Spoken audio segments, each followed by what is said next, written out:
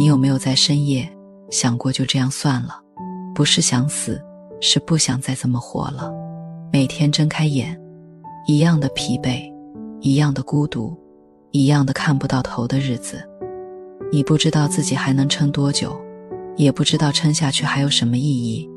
你只是被生活推着走，走一步算一步，走到哪算哪。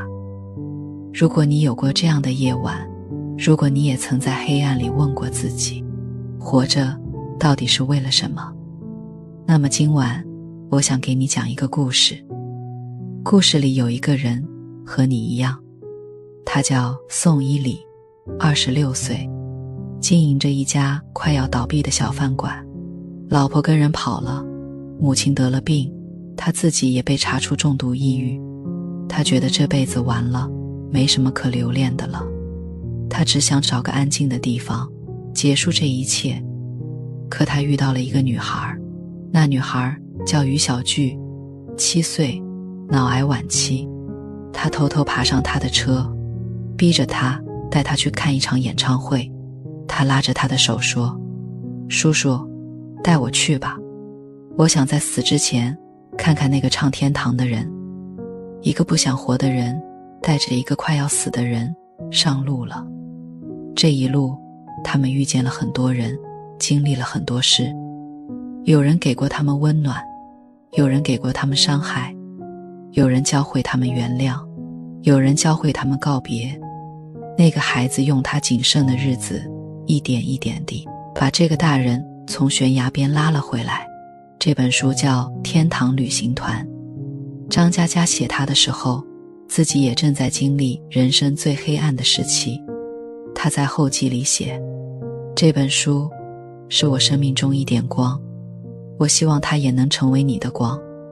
今晚让我们跟着宋一礼和于小巨踏上那辆开往天堂的车，去看看那个孩子是怎么用他的小手把一个大人的心捂热的，去听听那些在路上遇见的人是怎么教会我们活着的意义的。张嘉佳1980年生于江苏南通，他做过杂志主编，当过电视编剧，写过畅销书。他的上一本书《从你的全世界路过》让无数人在深夜流泪，也让他的名字一夜之间传遍大江南北。但很少有人知道，在写《天堂旅行团》的那几年，他自己也正在经历一场漫长的黑夜。他在书的后记里坦白，那时候他得了很严重的抑郁症，每天躺在沙发上盯着天花板，不想说话，不想动，不想见任何人。他觉得一切都没有意义，写过的那些字，爱过那些人，做过的那些事，都像烟一样散了就散了。他试过治疗，试过吃药，试过找人倾诉，没用。那种黑是从里面长出来的，拔不掉，赶不走。他不知道该怎么面对，也不知道还能撑多久。有一天，他坐在窗前发呆，忽然想起一个念头，如果有一个孩子，一个快死的孩子，拉着一个不想活的大人的手，带他去看一场演唱会，会怎么样？那个念头像一根针，扎破了他心里的黑暗。他开始写那个叫宋一礼的男人，写那个叫于小巨的孩子。他把自己对世界的绝望，对死亡的恐惧，对活着的困惑，都放进了宋一礼的身体里。他也把自己心里那一点不肯熄灭的光，那一点对美好的渴望，放进了于小巨的眼睛里。写着写着，他发现自己好像没那么难过了。写着写着，他发现天好像亮了一点。天堂旅行团写完的那天，他站在窗边，看着外面的太阳，哭了。他知道这本书救了他。后来他在书里写，这世上有一种光，是从黑暗中生出来的。它微弱，但一直在，只要你愿意看，就能看见。故事开始的时候，宋一礼已经不想活了。他26岁，在南京开着一家小饭馆，饭馆是母亲留下的，位置偏僻，生意冷清，勉强糊口。他的老婆林毅跟了他7年，终于撑不下去了。走的那天，他站在门口，低着头说：毅里，我不爱你了，我要走了。他没拦，他知道他该走。一个漂亮女人跟他挤在这破地方，熬了7年，够意思了。他母亲叫孙秀芳，有轻微的阿尔茨海默症，脑子一天不如一天。那天他趁宋一礼不注意，从2楼跳下去，摔断了腿。不是想死，是想让儿子能拿到保险公司的赔偿，把钱还给那些追债的人。他躺在床上，拉着他的手说：儿啊，妈没用，妈只能帮你到这儿了。宋一礼站在医院走廊里，看着那张诊断书，看着那些催债的电话，看着空荡荡的病房，忽然觉得这世界没什么可留恋的了。他把饭馆卖了，把债还了，把母亲送进养老院，然后买了1瓶安眠药，1瓶酒，开车来到一个偏僻的地方。他想好了，等天黑就结束这一切。他坐在车里等着天黑。忽然有人敲他的车窗，他抬起头，看见一张小脸。那是个小女孩，瘦瘦的，头发剃得很短，眼睛却亮得出奇。他趴在车窗上冲他笑：叔叔，你是去武汉吗？他愣住：什么？我去武汉？他说：有个演唱会，我要去看一个人，你带我呗。他摇头：我不去武汉，你找别人。他不走，他拉开车门，一屁股坐进来，系上安全带，你不去也得去，我票都买好了。宋一礼看着他，不知道该说什么。他这辈子没见过这种小孩，不讲道理，不管不顾，就这么闯进你的生活，赖着不走。他问：你叫什么？他说：于小聚。你呢？他说：宋一礼。他点点头：好，老宋，咱们出发吧。宋一礼不知道该笑还是该气。他看着这个小东西，看着他理直气壮的样子，忽然想起自己小时候，他也有过那种时候，相信这世上所有的好事都会发生在自己身上。天黑下来了，他摸了摸口袋里的安眠药，又看了看身边那个已经睡着的小东西。他叹了口气，发动了车。于小聚告诉宋一礼，他要去武汉看一个叫天堂的乐队，那乐队有一首歌叫天堂。他说他想在死之前亲耳听一次。他说死这个字的时候，就像说吃饭睡觉一样平常。宋一礼愣了一下，问他：你什么病？他说：脑癌晚期，医生说还有2个月。宋一礼握着方向盘的手抖了一下，他看着后视镜里那张小脸，那张脸在笑。他问：你不怕？他说：怕有什么用？怕又不让病好，还不如在死之前多看点好玩的。宋一礼不说话了，他不知道该说什么。他一个大人，被生活逼到想死，这个小东西被病逼到死，却还在笑。他们一路往北，经过芜湖，经过合肥，经过六安，住最便宜的旅馆，吃路边的拉面，在加油站过夜。于小聚晕车，吐了好几次，吐完继续笑。宋一礼问他难受不难受，他说难受啊，但难受也要去，答应了的事就得做到。有一天晚上，他们在一个小镇停下来，于小聚说想吃糖葫芦，宋一礼去给他买。回来的时候，看见他被几个人围在中间，在唱歌。他唱的是天堂，声音小小的，有点跑调，但很认真。那些人听着，有人鼓掌，有人往他面前的帽子里扔钱。宋一礼站在人群外面看着他，那个小东西头发剃得金光，瘦得像根火柴棍，站在那儿对着一群陌生人认认真真地唱。他的眼睛亮着，像有2盏小灯。那天晚上，他把他抱上车，给他盖好被子。他忽然拉住他的手说，老宋，你是不是不开心？他愣住，他说，我看出来了，你一直不开心，你别不开心了，你看我都快死了，还开心着呢。宋一礼没说话，他坐在驾驶座上，听着他的呼吸慢慢均匀。他不知道自己开不开心，他只知道这个小东西好像把他的心打开了一点。他们遇见了很多奇怪的人，有个女人在加油站等丈夫，等了3年，她每天来，每天等。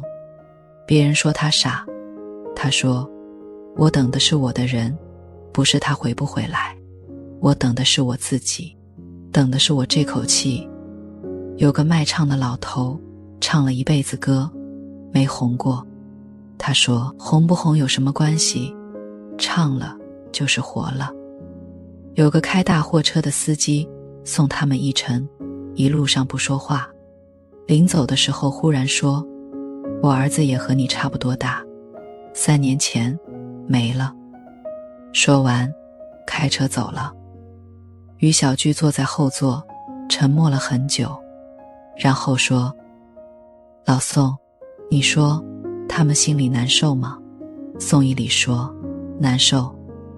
他问，那他们怎么还活着？宋一礼想了想说，可能因为还有人需要他们活着。他点点头，就像我需要你活着一样。宋一礼的手又抖了一下。快到武汉的时候，他们出了事。那天晚上在一个服务区，于小菊忽然晕倒了，宋一礼抱着她冲进服务区的医务室。医生看了看说，不行，得送医院，这孩子情况不好。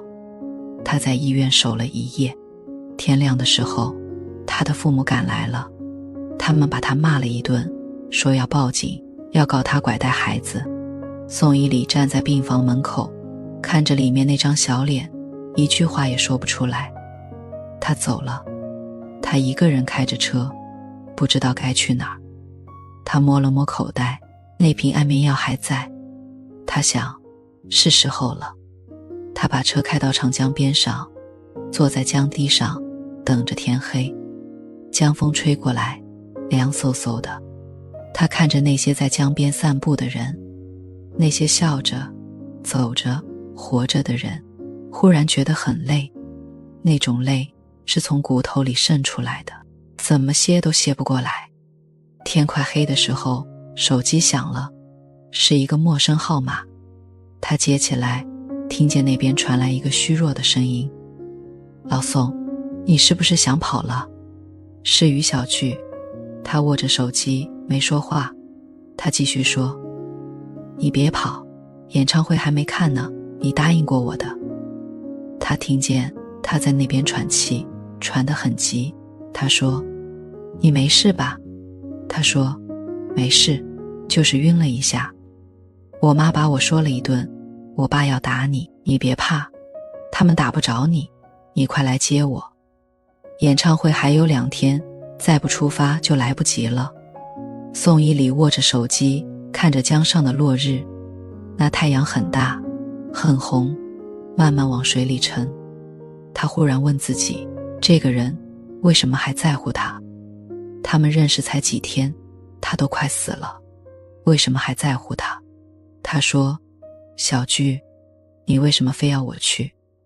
电话那头沉默了一下，然后他说，因为你一个人啊，你一个人多没意思，陪你走一段你就不孤单了。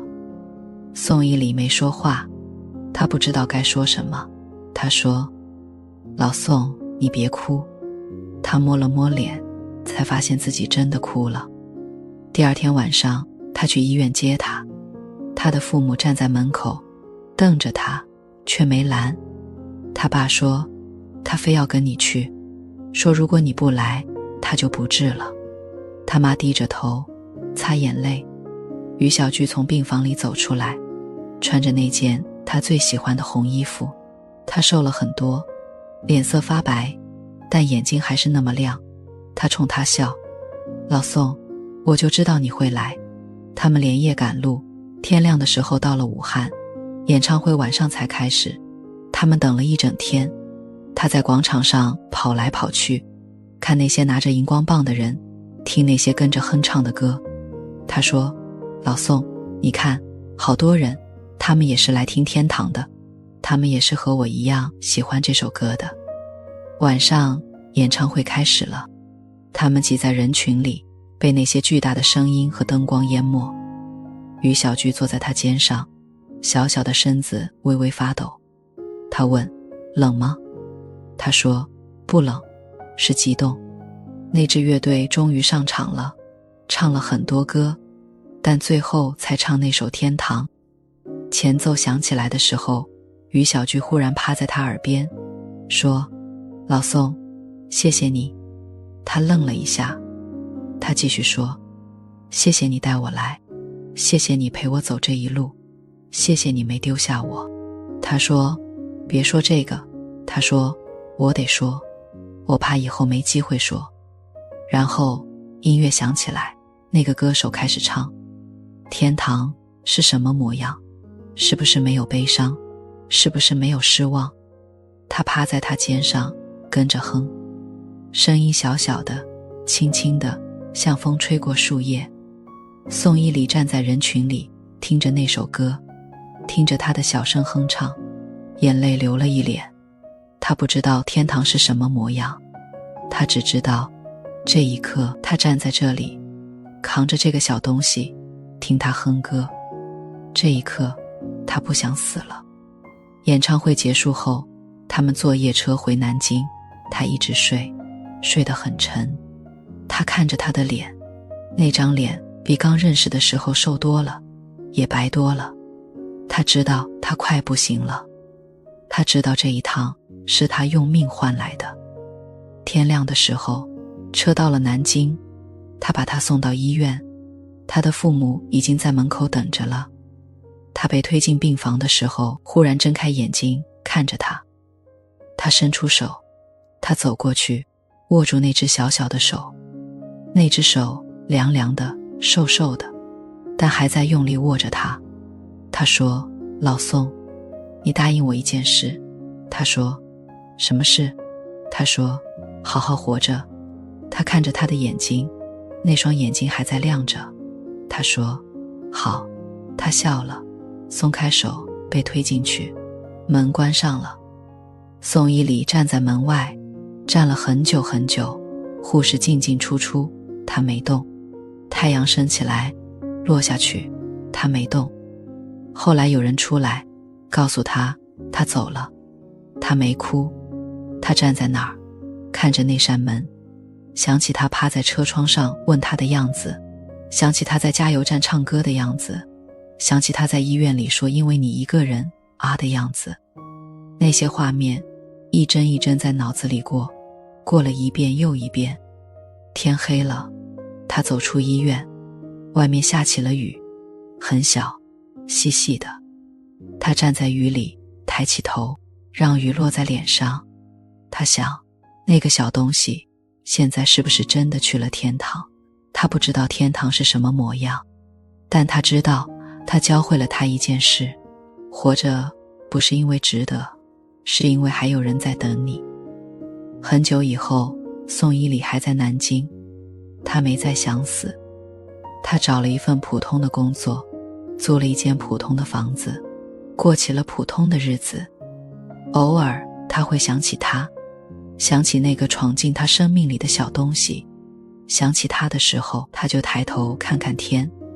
他想，他现在应该在唱歌吧，在某个地方，某个他看不见的地方，他一定还在唱那首《天堂》，唱给所有和他一样的人听。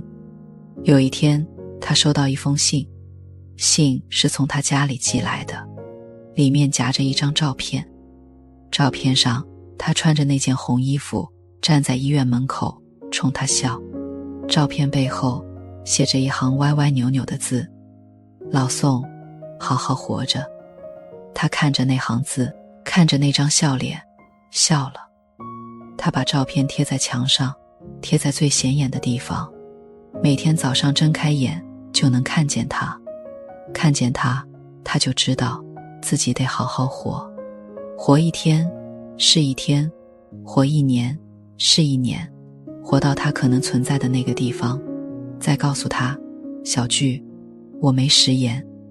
天堂旅行团全书最让我心碎的场景，不是于小聚的离开，不是他在演唱会上的哼唱，也不是他最后握着他的手说好好活着，而是宋一里站在医院门口，雨落下来，他抬起头，让雨落在脸上。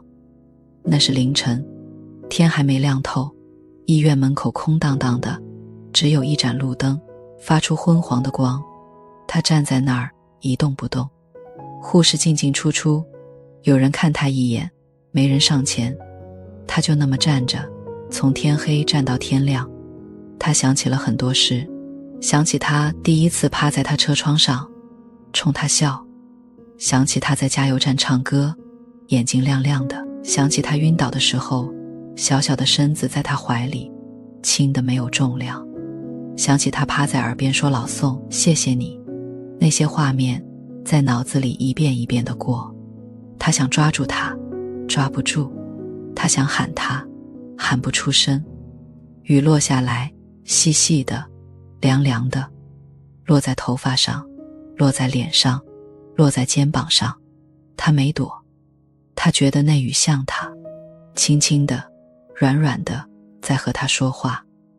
他在雨里站了很久很久，久到雨停了，久到天亮了，久到有人过来拍拍他，说，同志，你没事吧？他摇摇头，说，没事。然后他转身走了。他没回头，他知道不能回头，回头就看不见前路了，回头就走不动了。他把他送到这儿，送出了那团黑，他就得自己往前走，走一步再走一步，走到哪儿算哪儿。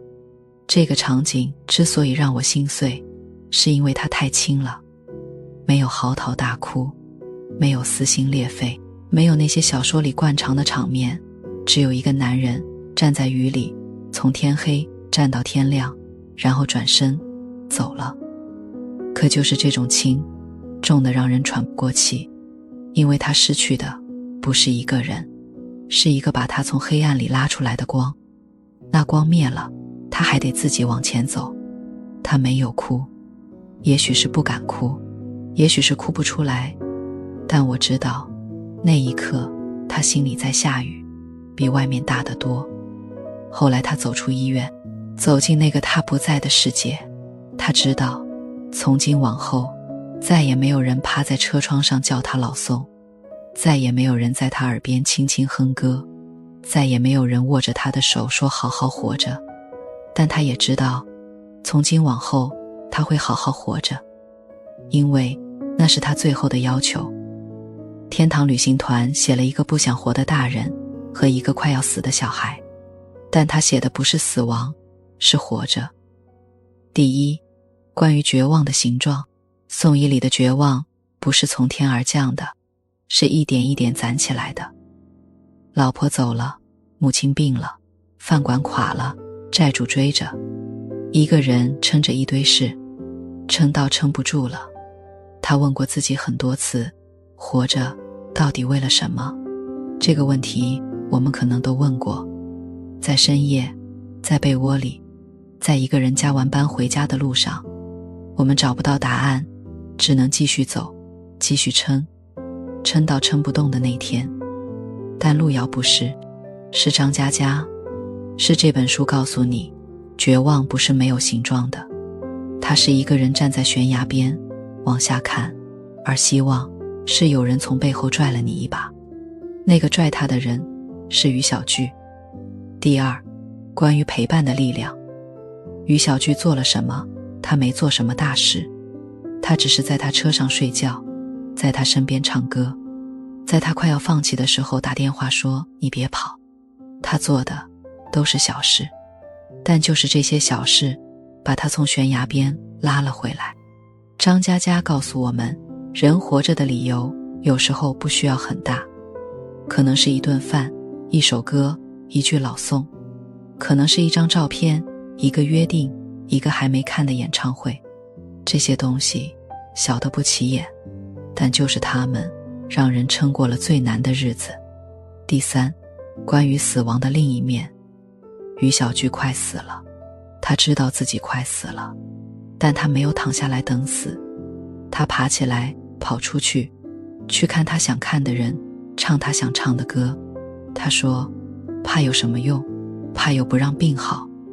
这句话是一个7岁孩子说的，他说的时候笑着，眼睛亮着。这让我想起一句话，死亡不是生命的对立面，它是生命的一部分，你躲不开它，逃不掉它，但你可以在它到来之前多看看这个世界，多抱抱你爱的人，多说几句谢谢。于小菊做的就是这个。第四，关于活着的意义，宋轶礼最后问自己，我为什么还活着？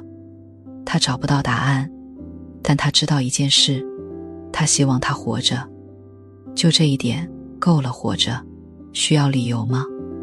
也许不需要，但如果你有理由，哪怕只是一个孩子的笑脸，一句老颂，一个贴在墙上的照片，你就能多撑一天，多撑一年，多撑一辈子。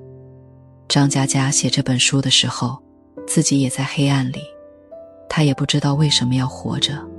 写着写着，他明白了，活着是因为还有人需要你，哪怕那个人已经走了，但那份需要还在。它变成了一束光，在你心里一直亮着。合上天堂旅行团，那个穿红衣服的小女孩还在眼前晃，她趴在车窗上冲你笑。她说，老宋，带我去看演唱会吧。她说，怕有什么用？她说，好好活着。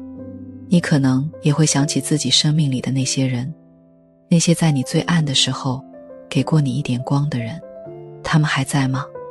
他们还好吗？你有没有对他们说过谢谢？或者你就是那个给过别人光的人，你也不知道自己做了什么，但就是你的存在让另一个人撑过了最难的日子。张嘉佳在后记里写，这本书是我生命中一点光，我希望它也能成为你的光。现在这束光到你手里了，你可以把它放在心里，也可以把它传下去。最后我想把于小菊最后说的那句话变成一个问号，留给你。如果今天是你生命里的最后一天，你还会像现在这样活吗？你还有什么想做的事？还有什么想见的人？还有什么想说的话？